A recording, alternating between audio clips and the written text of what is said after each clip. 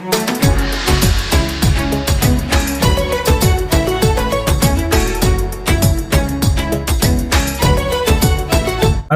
alaikum wa rahmatullahi wa barakatuhu. Godiya tabbata ga Allah subhanahu wa ta'ala. Tsira da amincin Allah su ƙara tabbata akan shugaban mu annabi Muhammad sallallahu alaihi wasallam. To jama'a, yau za ku cewa shugaban Amurka Joe Biden ya yi gaban kansa wajen sayar da Isra'ila makaman yaƙi. Karo na biyu cikin wata guda, gwamnatin Amurka ƙarƙashin jagorancin shugabanta Joe Biden ta yi gaban kanta wajen sayar da Isra'ila manyan makamai cikin gaggawa, daidai lokacin da take ci gaba da barin wuta a kan zirin Gaza. Wannan na nufin shugaban ya sayar ma Isra'ila makaman ba tare da jin ra'ayin majalisa ba, kamar yadda yake bisa dokokin ƙasar. To sai dai kuma bayanai sun ce sakataren harkokin wajen Amurka Anthony Blinken ya baiwa 'yan majalisar labarin cewa gwamnati ta sayar da Isra'ila makamai kan kuɗi har dala miliyan 147.5, waɗanda suka haɗa da manyan bindigogi da makamai masu linzami da sauran kayayyakin yaƙi. Yayin da yake jawabi gaban majalisar dokoki, Anthony Blinken ya ce la'akari da buƙatar gaggawa da Isra'ila ke da ita shine tilasta sayar mata da makaman ba tare da neman shawarar 'yan majalisa ba. Ya ce Amurka ta damu matuƙa kan harin da Hamas ta kai ma Isra'ila, don haka za ta yi duk mai yiwuwa wajen ganin ta taimaka mata domin kare kanta.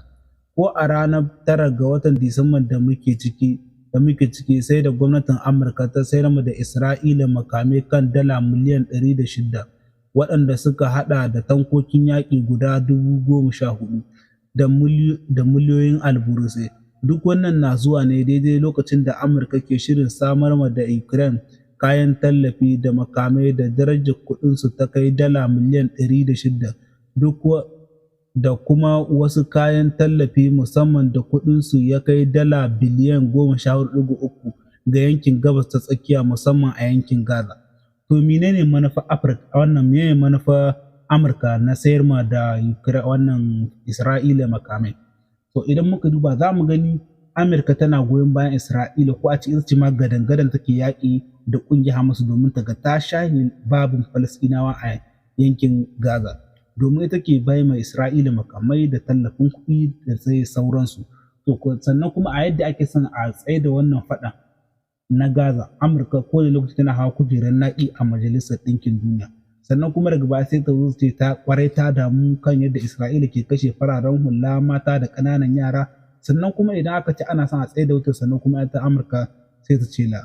So Amurka ba ƙaramin munafuka ce ba akan wannan faɗan da ake yi a Gabas ta Tsakiya, wanda irci dukkan makasudin ma da faɗan za a tun da ta tura jiragen ruwanta na yaƙi da sojojinta ta yadda za su iya taimaka ma Isra'ila idan sun ga za a ce ta yaƙi. Sannan kuma an kama wajen sojojin Faransa su ma wajen 4,000 wanda suke cikin Gaza suna taya Isra'ila yaƙi. Sannan kuma zuwa ƙarshen bidiyon ga insha Allah zan ɗora muku wani ɗan guntun bidiyo yadda za ku ga yadda irin Hamas suke yi ma sojojin Isra'ila kwantan ɓauna suna kashe su.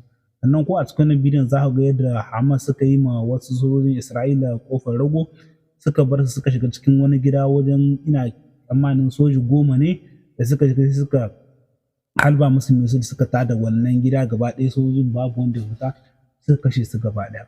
Don waka ku manta da yi mana subscribing, da yi mana liking, da yi mana sharing ɗin bidiyoyin.